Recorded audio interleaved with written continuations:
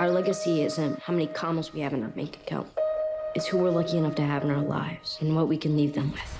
Henry, remind me again why we can't put you in a gifted school. Because it's better for my psychosocial development for me to interact with a peer group in a normal school environment. Oh, yeah.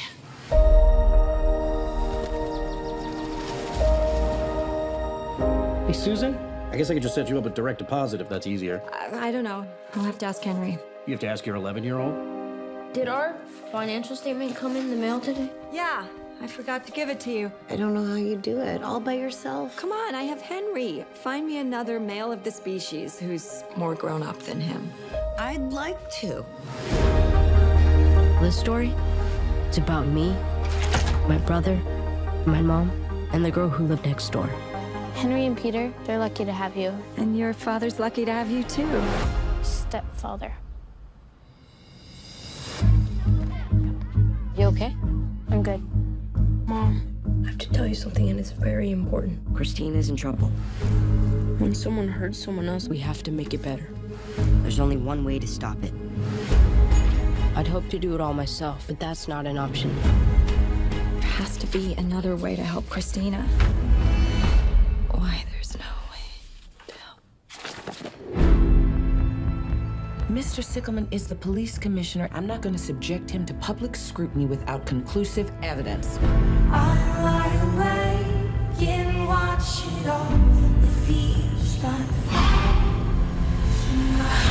Okay, let's do this.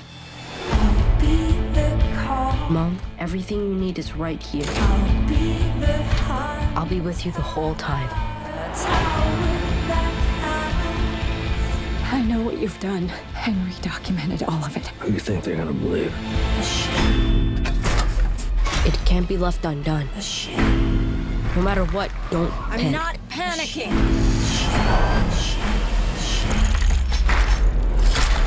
We have to make it better. Come to this door and wait. A big-time director, I was intimidated, so to sort of stop that intimidation, I pulled him down really fast, tried to trip you. That could have been terrible. Yeah, that could have been really This is live. You saved yourself. It was good. Could have been awful. Colin, thank you so much for being here, man. Thank you. So let's start with how this movie started for you. I know that you did Safety Not Guaranteed, and before Jurassic World really came along, you were going to be doing this, right? I was, yeah. You know, this screenplay is 20 years old. And oftentimes movies don't get made that were written that long ago. And this one just grabbed me. It really tapped into all of my fears as a parent that I think any of you who have children will recognize when you see the film. You know, we're so afraid that they'll fall ill or that some danger will befall them or we don't know where they are, and you can stay up nights. And I needed some kind of catharsis, you know, to deal with all of that. And this film, it felt like an old mythic elemental kind of story. It almost felt like a Bible story to me in what it does, and I just couldn't get out of my head. I had to do it.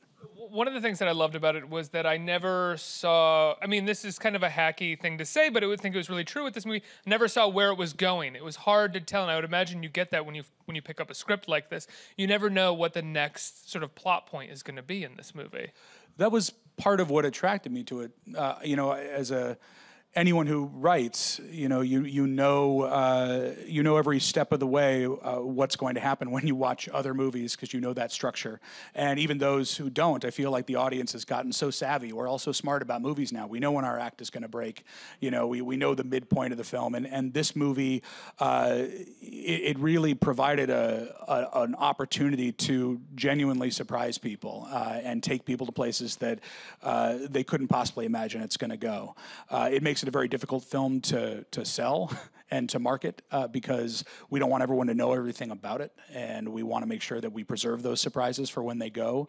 But all I can tell you is that it's not as simple as just what you've seen in that trailer. It's a very emotional movie. It deals with a lot of issues that I think we don't really love talking about or thinking about, but I think it does it in a way that allows us to deal with it and cope with it and address something that often movies won't want to address. One of the chances that the film takes, and I have to say this very coyly so I don't give any plot away because it would ruin it for people, is that what most movies would tell in a full movie, the arc of a full movie, is kind of done very early on in this movie, and then you have to sort of keep moving forward and propel another story forward. As a filmmaker, as a storyteller, did that make you nervous at all, that you were going to sort of, within the first half of the movie, you know, have brought the audience along in this incredibly emotional place and then have to sort of carry them through another whole section of the film? Yeah, I think that, you know, the fact... Also poorly articulated, because I'm really dancing around plot points right now. Excuse me. We both have to, but one of the things that made it so fascinating to me is that you start the film thinking it's one character's movie, and then you realize that it's another character's movie. It's Naomi Watts' film, and that happens in ways that, yes, we're not expecting, but ultimately I feel like that shift that you're talking about, audiences will go because, you know, I think we're sort of used to that feeling now. We're used to being pulled from comedy to tragedy in an instant. You know, life has no genre. There are tonal changes that exist every day in our modern world, and that's why I feel like the movie is right for right now. It taps into that anger we all feel when we know something wrong is happening and we want to stop it. But it also... What? I'm not going to address. Well, but okay, I'll make a point with that because, you know, first of all, I don't like venturing into the political. You know, I feel like everyone has a right to be entertained, no matter what you believe, and it's my job to find universal themes and ideas that we can all get behind, no matter what side of that line we fall on. But even those are starting to break a little bit, it feels right now, culturally. Yes, maybe, but you're not going to make... I'm not trying to make you, I'm just, you know, I think from one my heart. thing, yeah, no, I agree, and yet I do think that we all share... we share certain values as both Americans and as people, and I think we share fear for our children. I think we share the need for safety, the value of community and family, and these are things that really are the foundation of this movie, and it's something that hopefully we'll be able to reach people on a much more human level as opposed to wherever we fall on a political spectrum. Absolutely. You know, there's very few movies that can do what you do in this film in terms of starting in one place, ending, and then picking up a new story.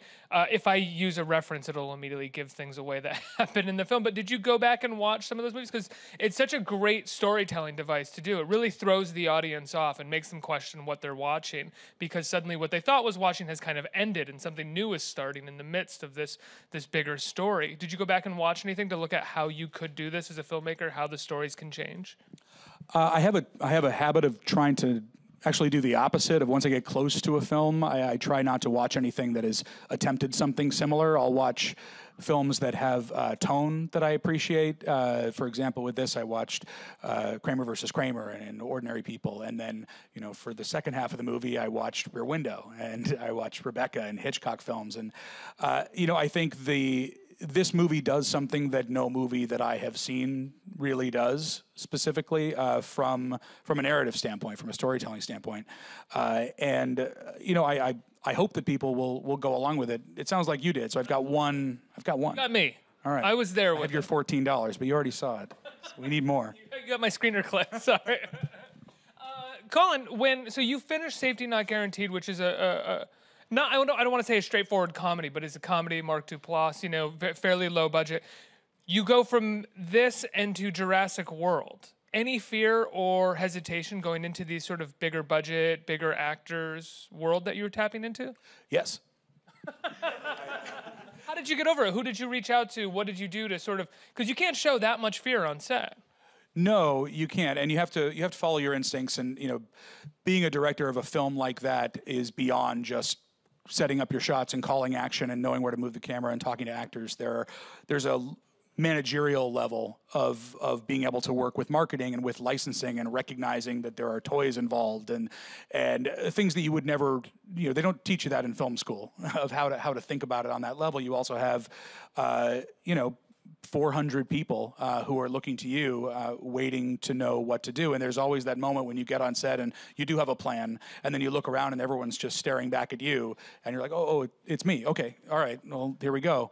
You know, the experience of working on Jurassic, I just had to follow my instincts, and what I learned from it was that that's what I should always do. And I would suggest to anyone who makes films, the thing you learn pretty quick as a director is that all you have is your instincts, because you can't pretend to be somebody else, and that's what's going to make that film have your voice and put your stamp on it. There is a bit of a challenge when it comes to large films like Jurassic World of giving it your voice, and so you have to find a balance of what that film needs. And when I say needs, it means that a movie like that has to appeal to every kind of person there is. In the whole world, every age, every perspective, and so to be able to do something that's going to reach that many people, you have to dial into really basic elemental emotions and things we all share: fear, love, romance, hate. All of us have those emotions, and if you can bring them into a film and make them authentic and real, usually most people will be able to find something in it for them. Do you find that, and I want to stick mostly to Book of Henry, but I'm curious about this when it comes to the writing and the directing process of something like Jurassic World, that there are sort of limitations or rules to sort of where the story can go, and that almost frees you up a little bit in terms of your ability to write? I think about writing assignments in college, and sometimes I wonder if writing these big studio movies are kind of like that. Like, here's the toy, and here's where we want the toy to go, and now you have to go back, and essentially your instincts are going to be within this small parameter that they've given you. It's a little different than that in the case of Jurassic, and I know that other films go through a different process. There wasn't some great corporate overlord saying this is what the movie has to be. It was more that this is what the movie needs to make us feel. This movie needs to reintroduce the idea of a park with dinosaurs to a new generation of kids who may or may not have even seen Jurassic Park. And I know for anyone my age that is unthinkable, but there's a whole generation of young people that were introduced to this via Jurassic World, and then they went back and saw the first one. Is it your idea to sort of reintroduce that world while at the same time being somewhat self-reflexive about the world as well? I felt like that was the only way to not make a complete carbon copy of it, and also to take some of the themes that Crichton focused on, the reliance on technology, corporate greed, this need to make profit at all costs, to infuse that into the film, but not in a way that would distract people from its core purpose, which is to make you feel like you're 8 years old again, and make you feel like a kid, and finding that tonal balance was a challenge. Now, you work with two great kids in Jurassic World, and you work with two great kids in this film. What do you think set you up to work with kids so well? I can't imagine it's that easy working with children. There's three, because Maddie Ziegler, who's a little older, but is still very young. And I was a kid, and I have kids. And, so much of my life, once you have children, I have an 8-year-old and an almost 5-year-old, so much of your life is really driven by their interests and what they need and want out of the world, and they look to you to be the lighthouse and to guide them through the darkness when necessary. But otherwise, they're really just looking for you to set an example of how to be and what kind of person to be. And it's the same with directing. Like, these kids are going to find their own performance. Sometimes they look to me to know how to be, but this movie deals with some uncomfortable issues, and they're issues that I actually found that kids are more comfortable talking about than adults are sometimes, because we had the conversations. All these kids know what happens in this movie and what it's about, and I found especially Maddie Ziegler, her ability to dial into what this little girl was going through, this emotional prison that she's in, and to be able to channel her need to escape that prison through her art, through her dance, which she was the perfect person to do. There's no one better in the world. Was that in the script initially, and then you cast Maddie to do that, or did you cast Maddie Ziegler and then we're like, well, we should have her? I mean, we have her. Why not have her dance? She's amazing. It was in the script. It was a little different, but yeah, the idea to utilize that dance as her being the one who actually saves herself. There's all these people around her trying to save her, and in the end, she saves herself, and that was important. And I felt that building that sequence at the end around that idea and allowing her to do what she does so well. In Sia's videos, you see so much pain and emotion on her face. She's able to truly emote just from her eyes, and it sends a message at the end of this film that allows her to be freed. Now, you go from directing Jurassic World to doing something like this, and obviously the question is, what's it like directing something so big and going to something so small? But I'm wondering if you found that it's easier to go to something so small because you had learned on Jurassic World to focus on these core emotions to guide the story along and not let everything else, the bigness of it, really get in the way, and that sort of helped you propel this story forward. That's true. This was harder. Really? This movie was hard. It was hard because it is a tonal tightrope walk the whole time, and there's so many places where it can go off the rails. And so to be able to navigate that on a daily basis, understanding exactly where we are in a story that changes as much as it does, was difficult. And then also there's emotions in this movie that are, if you know how you felt while you were watching the scenes of these child actors, imagine being in the room and having to get to that place with them. It was very real, and there were days that I would go home and just be crushed. We were here, so I was shooting. I would come back to Manhattan, and I had a hard time. It was a challenging movie. What would you do to help those child actors get to those places that you need them to go? I happen to have 3 child actors who were so good that we would be able to talk about where the character was in the scene before this and where the character will be in the scene after this and where we are right now. And that little exercise allowed each of them to really zero in on their truth in any given moment. Look, Jaden Lieber is an extraordinary actor, and his performance in this movie, you stop thinking of him as a kid at a certain point. And Jacob Tremblay as well.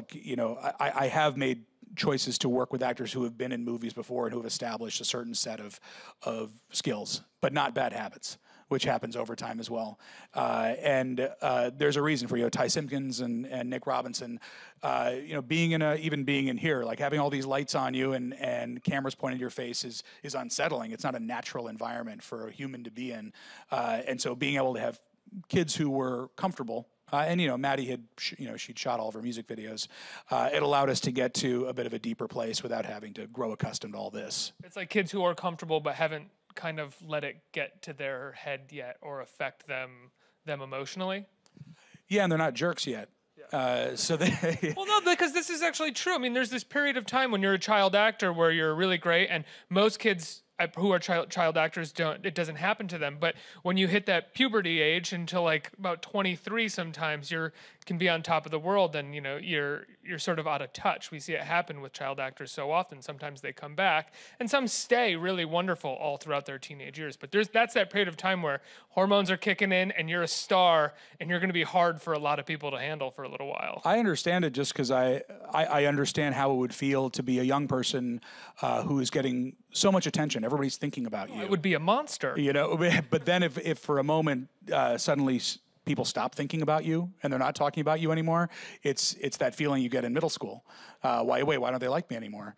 What changed? And none of these kids had that issue. But what I love about this movie is, to me, because I know all of these kids who are not really kids anymore. When you see Jaden at the premiere, he's 14 now, and Maddie's growing up, and Jacob's going to be 11. So you shot this a couple years ago, right? I shot it a year and a half ago. I had to shoot it right after Jurassic World because I had to go right into writing Jurassic 2 and right into the next film, and so I had this little window. And so we went and we did it in the fall right after Jurassic came out.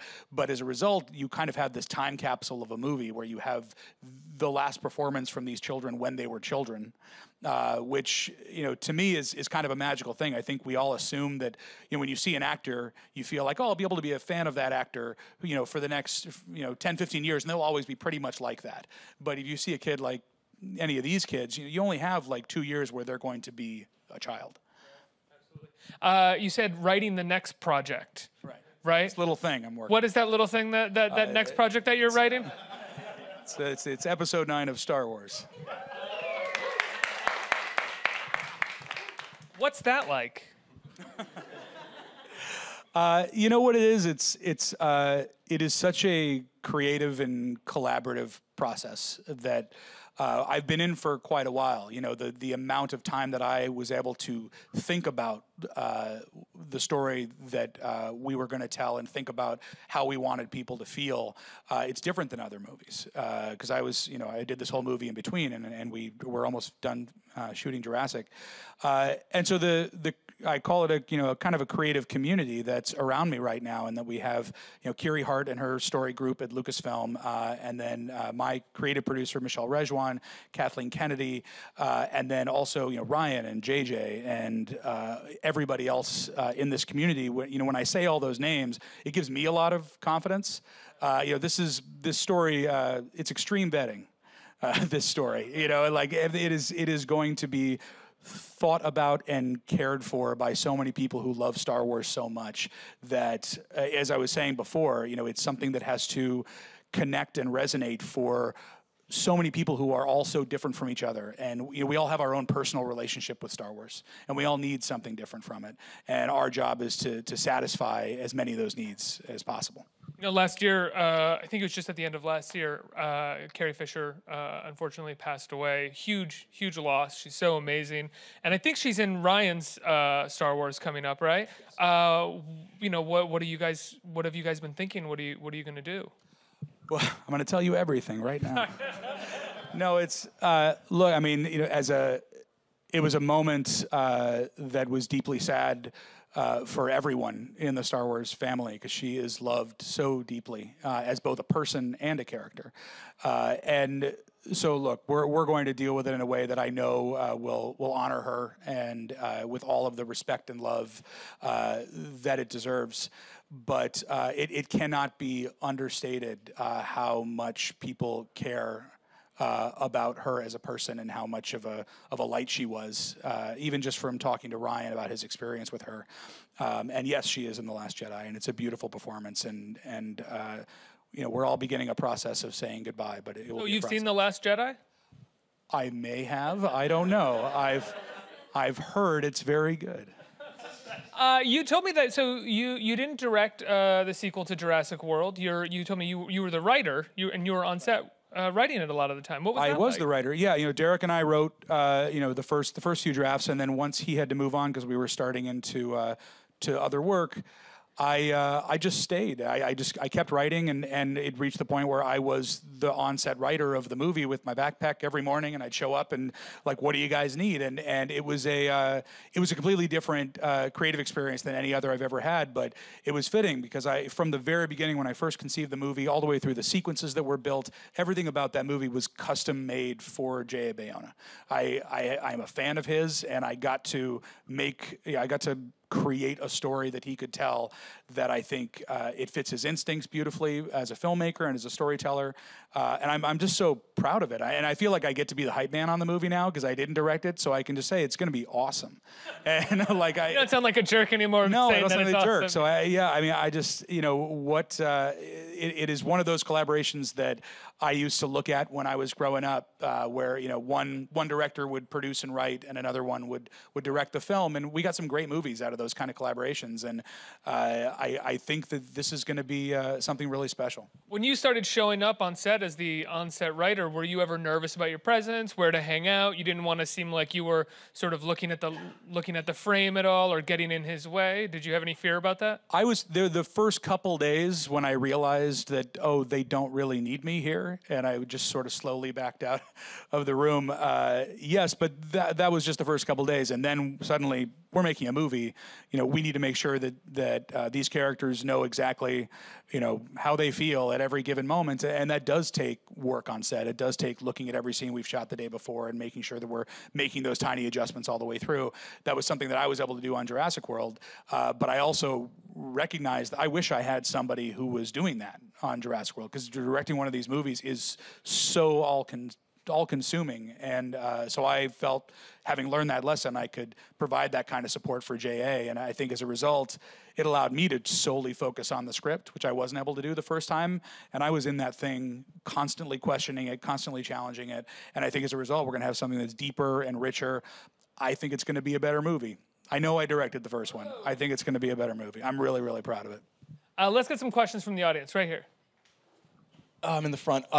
Speaking of that, I was talking to you earlier. It's the whole, you're one of the most humble filmmakers I've ever met. Even saying that right there, literally right there, is like, I think it's better than my film. And I've been following you for ages, just like listening to all your interviews, like during World, like, oh, mutant dinosaurs. You're like, no, and you explained it, made so much sense. But my question for you is, what makes you so humble? Because I want to thank you for just sort of like being down. You like, there was the Jurassic fans, like you retweeted a picture of me, like at on the Franklin Institute. But like, what keeps you so supportive? You're able to take criticism. People talk about you, like all the aggressive nerds on Twitter, and you just take it with such grace. And it's coming from aggressive nerds, so yeah, I mean, it's not really. And it's even just like all these people saying things, and you always are just so professional and so down to earth and such a just a real human being about it. And I just want to know, like, what's your secret in a sense? I am a real human being. Well, for starters, honestly, I think it's because I was on the other side of it so recently. I know what it's like to be a fan, and I know what it's like to have movies that you saw when you were a kid that formed your personality, that kind of taught you how to be in the world. And these movies, Jurassic Park and Star Wars were that for me in the same way that they were for other fans. So you hear a lot, you ruined my childhood. You ruined my childhood. And then that was around long before my film. But it is a fascinating something to think about, like where that comes from. And I think, to me, it feels like it comes from this need that we have to go back to a time when things were just simple.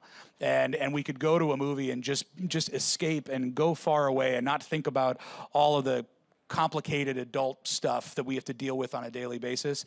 And that I think is the origin of that. And so it gives me that much more of a responsibility to make sure that if I don't want to mess with your childhood. I had one too, and I love the same things you did. So there's a very earnest want to make people happy when it comes to all of these things. And that's one of the reasons why I find it necessary to do original movies in between, is that I recognize that I didn't create Jurassic Park. I didn't create Star Wars. I'm a custodian of these things, and I'm going to give all of myself to make sure that they deliver. But I think it's important for me to establish who I am, why you should care what I have to say, because someday, I'm going to rely on people being interested in the next movie that I make, and hopefully they'll keep coming. I'll keep making them until they stop.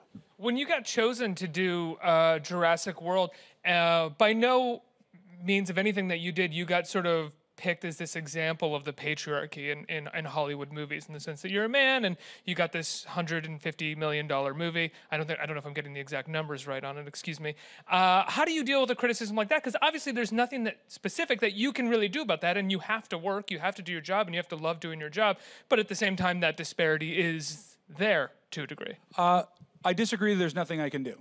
I think that it is important for any filmmaker who gets to the top of the wall to reach back and lift up others who are climbing the wall.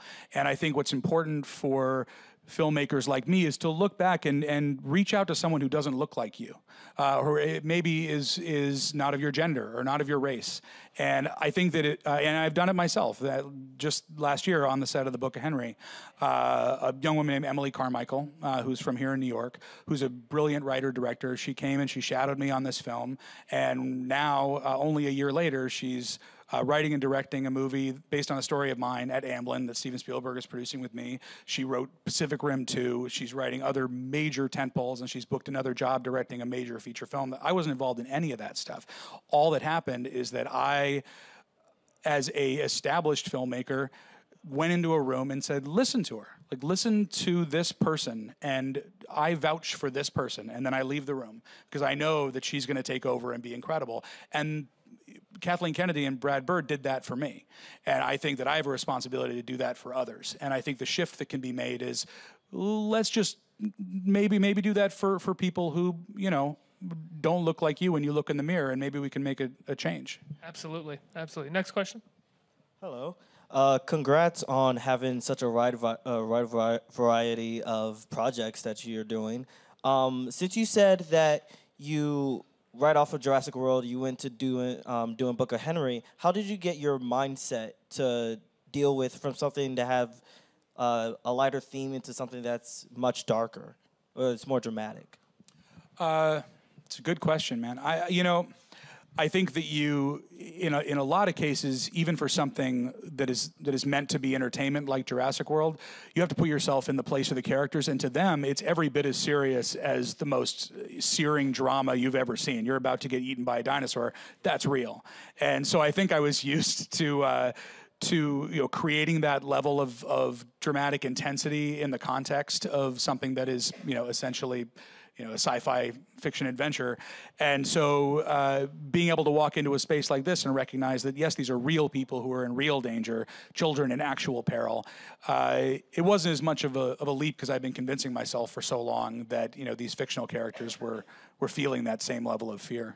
But I think one of the things that you did in Jurassic World that would, and I could be totally wrong, that would maybe help you going into this is you focus the kids in Jurassic World had a relationship with their parents that was going on, that was a through line of Jurassic World, that gave it an emotional heft most filmmakers wouldn't care to do, or they would sort of toss it away. It would be there barely, but it would be riddled with cliches, and it would seem like no one really cared that much about it. And it seemed to me when I was watching that film that was the storyline that you really cared about, that you noticed would ground the movie in some kind of reality and make people care about the characters.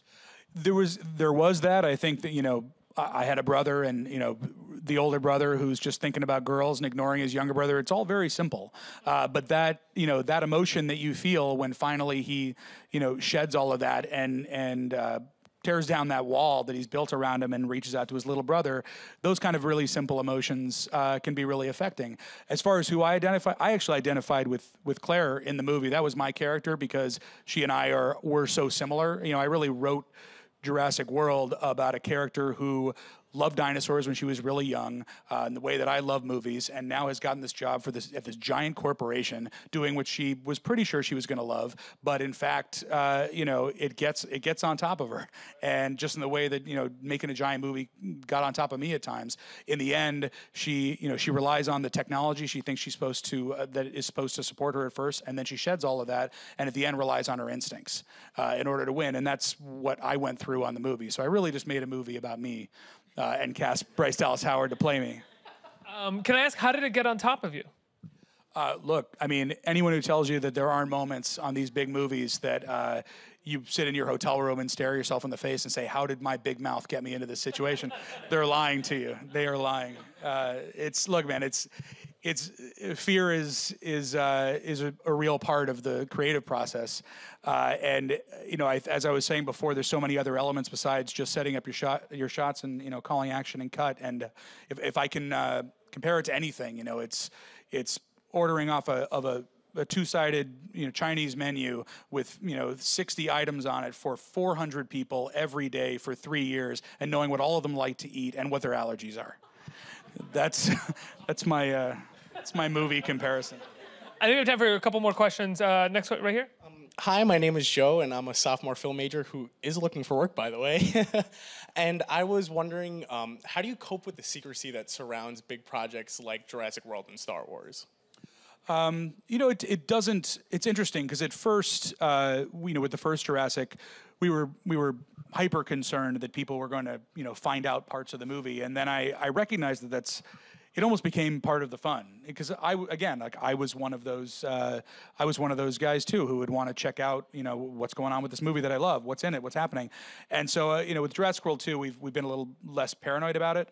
Star Wars is different. Star Wars, occasionally there will be drones that will fly over the studio, and we have to watch out for it because, look, I mean, the interest there is unlike anything that has ever existed, and we recognize that. But hopefully, people will want to set that aside and go in and have the fresh experience in the theater because, look, I mean, Rian Johnson worked so hard on this movie. Everybody involved in this movie worked so hard, and they want you to experience it fresh and have those surprises in the same way that we made this pop-up movie that I want people to be surprised by this. I think we have time for one more question. You. Hi, Colin. I just want to say I'm a big fan of Jurassic World. I literally have seen it like 20, 25 times. I'm a really big fan. So my question was, when it comes to movies such as Jurassic World and upcoming Star Wars, is there any sort of like pressure that you feel? Like, I feel like the weight of that pressure must be so great. Like, how do you cope with that? Because you're taking on such big names and big titles. And then as a writer, where do you find the inspiration to sort of move these stories further? Because once it ends, you're sort of writing the next chapter of it. So where do you find the inspiration to sort of make it go further from there?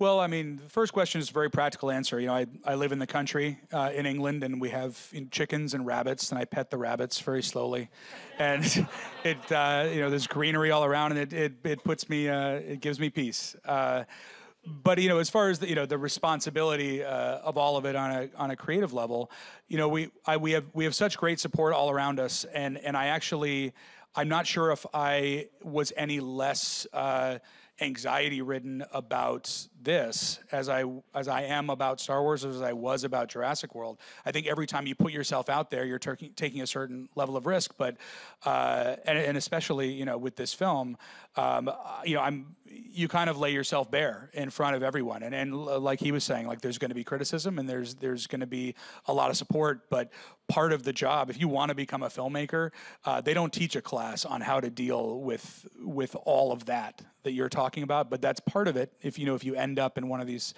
making these kinds of films, or if you end up doing anything that shows a little bit of your soul, this is just, you know, me with my heart on my sleeve, this movie, and it's very personal. Is this almost harder to bear to a degree, in the sense that because you don't have this big corporation to sort of stand behind or stand with you, it's just you doing press right now?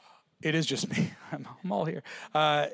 You know, the kids are going to go out. You'll see the kids on the Today Show, and they'll do their thing. Yeah, sorry, no, I don't mean that. But the thing is, but the point is, I'm sure other people are going to do press, Colin. People are helping me. They're not just throwing me out here, man.